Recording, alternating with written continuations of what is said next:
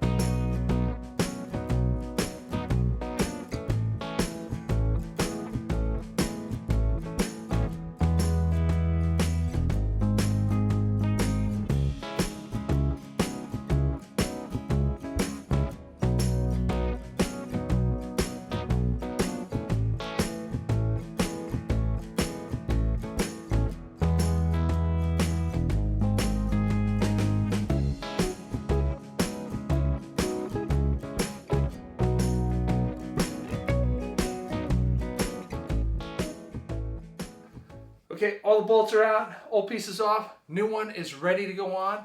There is a little clip under here. You got to get the new piece kind of wedged in there underneath it. Bolt passes through the housing, the new piece, and the clip. And then the other bolts just pass through the housing here and into the new piece. So let's get it wedged in, and then we'll tap it in with a little rubber mallet.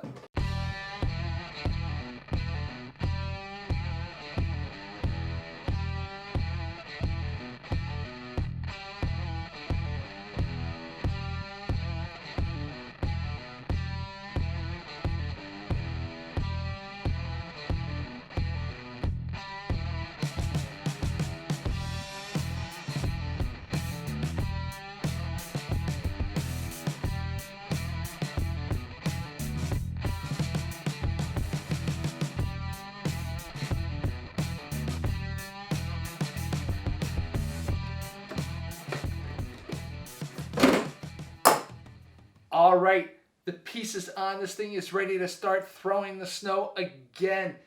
And if you like this one, check out this video. It's where I get it started for the first time in 5 years. Or, hey, look at this summertime project. Nice weather, looking forward to that. Give me a thumbs up, hit that like button, subscribe to the channel, and let me know what you think with the comment below. I'm Kevin, and I'll see you next time in the Project Cave.